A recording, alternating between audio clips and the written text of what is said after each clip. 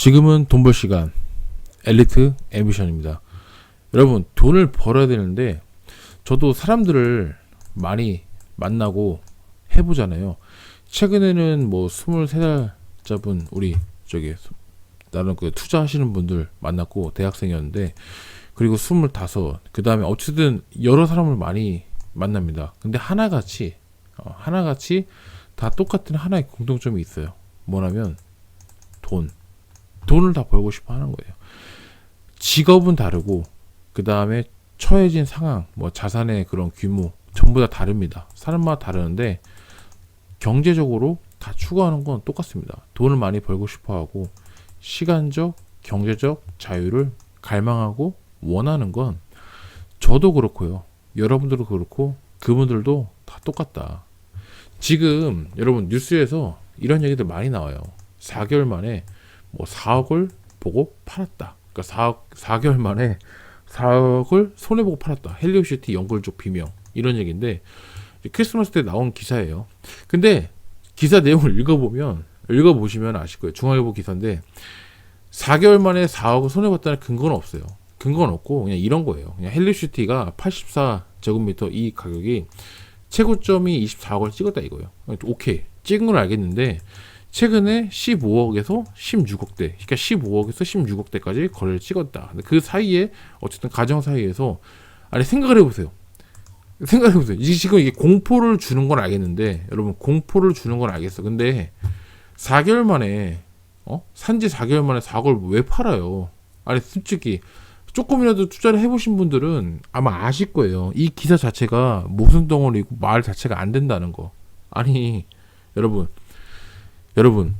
15억에서 23억 사이에 되는 그 아파트, 어쨌든 투자 자산 물건을 샀는데 4개월 만에 4억이 됐다고 그 물건 팔 것 같으세요?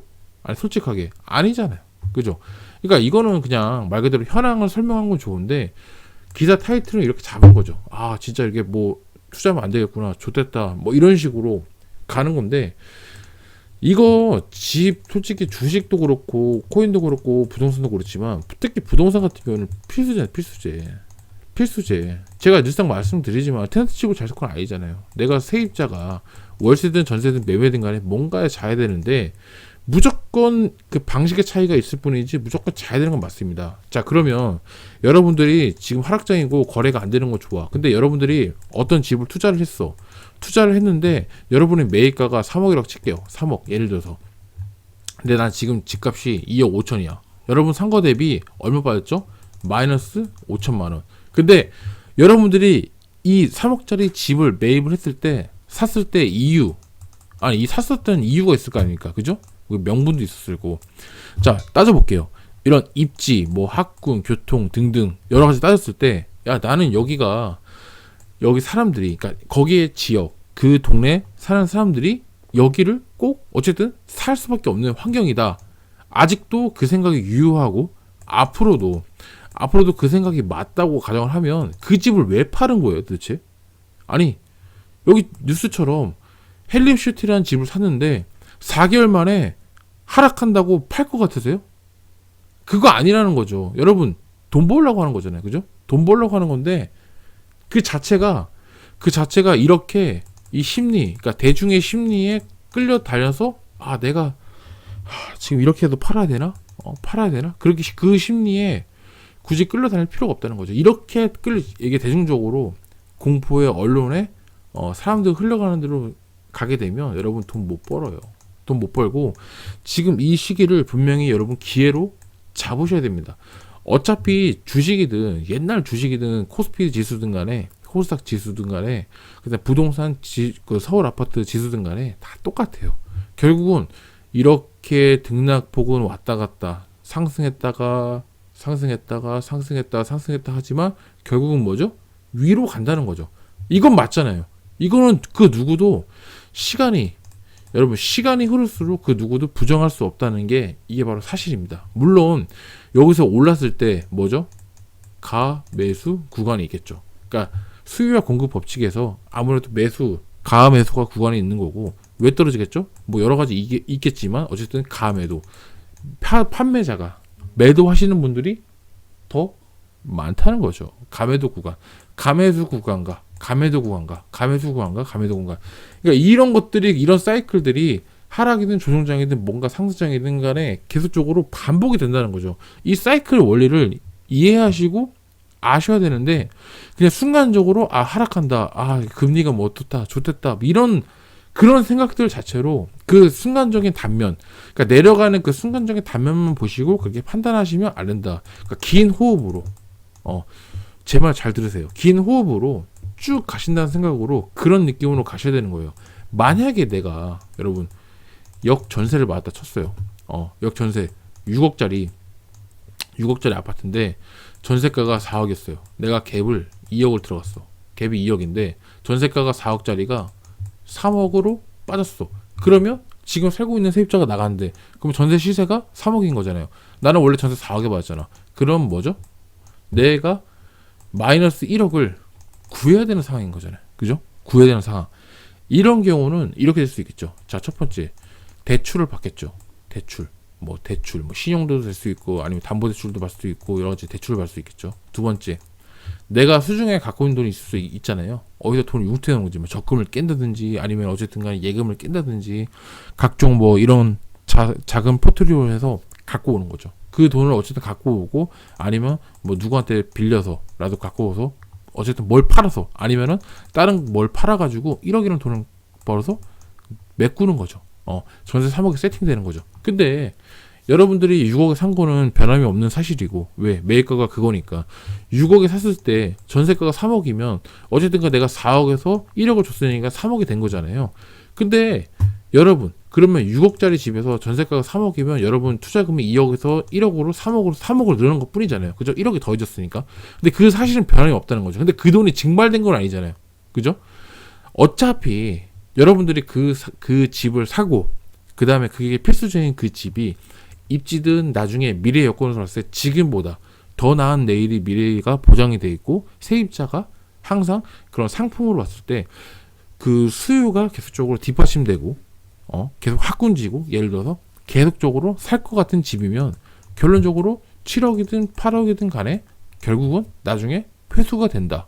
어쨌든 간에 잠깐의 순간에 술렁임은 있을 수 있지만 그 위기가 항상 지속이 될 순 없다. 어쨌든 위기를 기회로 만든다는 건 여러분 항상 긍정적인 마인드를 가지라는 게 바로 이러한 논리인 거예요. 저 또한 전세가, 제가 지금 집을 여러분 아시겠지만 굉장히 많이 관리를 하고 있잖아요. 저라고 이런 경우가 없겠습니까?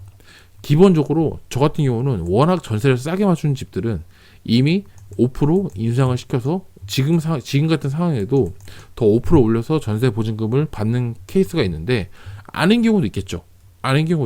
그런 경우는 어떻게 되냐면 저도 역전세를 받는 경우가 있겠죠. 혹은 매천에서 매덕 이렇게 될 수 있겠지만, 그런 것들도 저는 이렇게 생각을 합니다. 차라리 그냥 전세를 월세로 돌리자. 월세로 돌려서 그냥 매월 받는 월 현금으로 돌릴 수 있으면 돌리자. 그렇게 볼 수도 있고, 그게 정 현금흐름이 안 된다고 하면 제가 대출이나 그 다음에 제가 갖고 있는 수중에 있는 현금에 있는 돈을 활용해서 차라리 전세 지금 시세대로 맞춰주고, 그 다음에 거기에 나온 갭 차이는 내 돈으로 메꿔 놓는다. 어쨌든 간에 그 돈은 없어진 거 아니다. 긍정적으로 생각하시라. 어차피 나중에 돌려받는 돈이에요. 돌려받는 돈인데 지금 순간적으로 투자금이 왔다 갔다 하는 그 차이인 것 뿐이지, 여러분들은 확고하게 그런 믿음만 갖고 계시다면, 그런 믿음 속에서 계속적으로 사람들이, 그러니까 지금 그 아파트에, 그 학군지에, 그 다음에 그 교통, 그 편의시설을 사람들이 그 집에서 살 수밖에 없는 그 입지라고 하면, 그 지역에 저는 꿋꿋하게 쭉 가져가도 문제가 없을 거라 봅니다. 충분히. 이미 월세를 받으시는 분들은 월세로 기본적으로 리스크 해지가 되기 때문에 상당히 이제 저항값을 많이 주고 심리적으로 안정해 줄 것 같고, 그리고 역전세를 맞으시는 분들도 생각해 보시면 그냥 강제로 이렇게 생각하세요. 강제로 저축을 했다. 어차피 내가 지금 하락장에서 지금 그 돈을 갖고 있다고 뭘 어떻게 할 수 있는 건 아니잖아요. 어차피 내 자산이죠. 여러분 딴 거 아니잖아요. 여러분 놀라고 벤츠 사고 뭐 샤넬백 사고 그런 거 돈 쓴 거 아니잖아요. 여러분이 갖고 있는 자산 포트폴리오에 그냥 투자금을 더 늘렸을 뿐이라고 생각을 하세요. 리스크니까. 여러분 경영을 하시다가도 사업체를 운영하시다가도 회사가 힘들어지고 그 다음에 자금난이 어려워지면 어쩔 수 없이 오너가 자기 자금줄을 태워서 그렇게 리스크를 해지하는 경우도 많이 있어요. 근데 그런 경우라고 생각을 해주셔도 좋을 것 같아요. 어쨌든 여러분들은 여러분들의 자산의 소유를 하시면서 경영을 하시는 거잖아요. 그죠?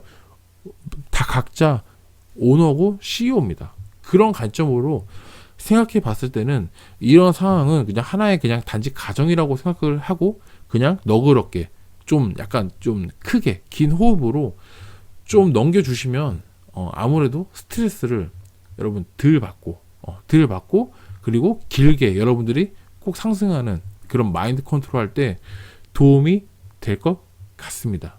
저는 그런 관점으로 보고 있어요. 그래서 저는 이 관점으로 보기 때문에 지금 아무리 뭐 거래량이 그렇고 하락장이 뭐 온다고 해도 언론에서 공포가 온다고 하지만 저는 하나도 힘들지 않다는 거. 그리고 여러분들도 제 구독자분들만큼은 이런 시련, 이 현재 상황을 잘 슬기롭게 극복해 나갔으면 하는 바람으로 제가 영상을 좀 찍어봤습니다.